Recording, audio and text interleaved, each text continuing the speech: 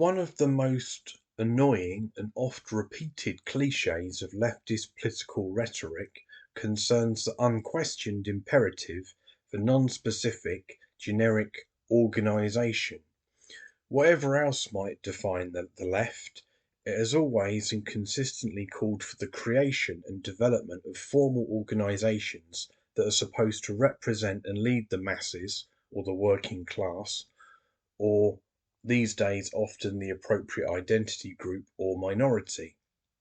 Of course, when leftists leave the realm of rhetoric and enter the realm of practice, it becomes quite evident why the details of organisation are usually left unspecified. It's easy to say that unorganised or disorganised people probably won't have much success pursuing large complex projects, but when the form of organisation actually proposed calls for a transmission belt structure with an explicit division between leaders and led, along with provisions to discipline rank and file members while shielding leaders from responsibility to those being led, more than a few people wise up to the con game and reject it. Even the addition of a little democracy these days isn't enough to disguise the stench of power politics. None of this is surprising to most anarchists because the mainstream left has been explicitly hierarchical, authoritarian, and statist since the time of the Jacobins and the French Revolution. However, even anarchists, or at least the more leftist of anarchists, have not been immune to organisational fetishism. From a genuine concern for helping to create the conditions for the have-nots to take back their world, the leftist organisational imperative is too often mistaken for a healthy underlying strategy, which has unfortunately been undermined and discredited by unethical or power-hungry authoritarian leftists. It's true that the increasingly widespread disillusionment with formal organisation among genuine radicals is often a direct result of the 200 years of counterproductive leftist practice. But leftist organisational practice isn't just a good strategy corrupted by bad personnel. The same organisation building strategies with more radical theory and values grafted in place would continue to produce the same type of self-defeating practice precisely because the underlying problems are structural and not incidental.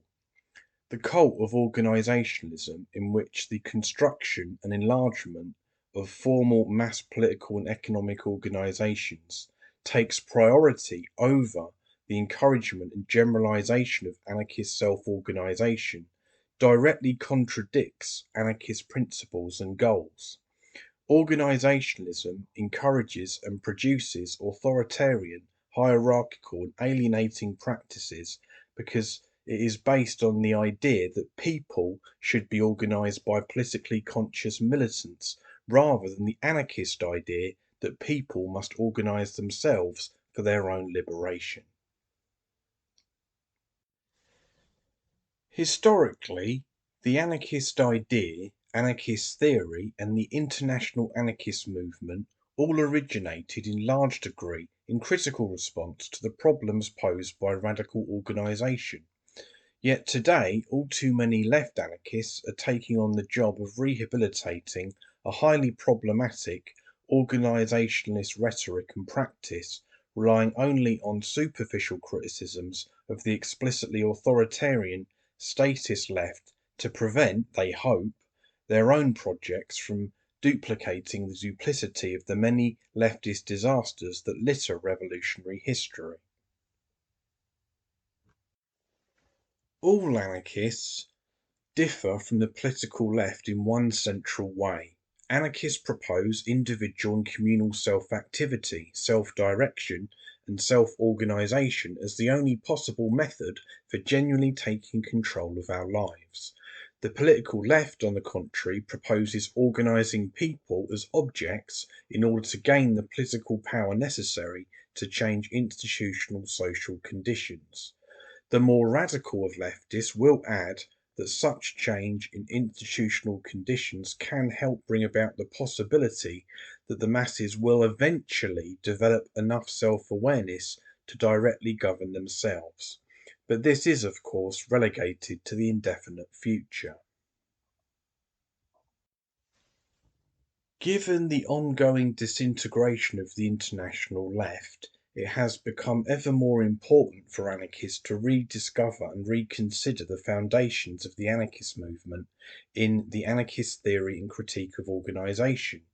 As more leftists and ex-leftists drift into the anarchist milieu, it becomes increasingly important to remember that anarchism isn't merely a form of leftism without an explicit goal of taking state power.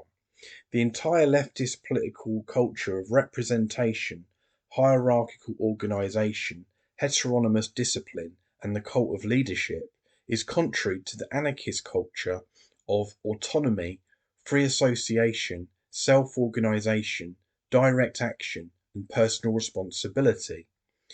The leftist practice of creating formal mass organisations in order to build political power involves entirely different assumptions and goals than the anarchist practice of encouraging generalised self-initiated, self-directed activity. All the various forms of left anarchism involve attempted syntheses of aspects of left organisationalism with aspects of anarchist organisation, and all of these attempted syntheses require some degree of sacrifice of anarchist theory, practice, and values in exchange for an anticipated increase in ideological appeal or practical power. But anarchists will always sacrifice their own principles at great risk. There have been powerful left anarchist syntheses that have made great practical contributions towards revolt, insurrection, and revolution at times in the past. The heyday of anarcho-syndicalism around the turn of the 19th to the 20th century being one. But these have always come at the price of also diluting and confusing the anarchist side of the syntheses, which has ultimately led to their defeat. In order to prevent further defeats, we can consciously base our practice on consistent principles of self-organisation, always with as few compromises as possible, and with a clear eye on our goals.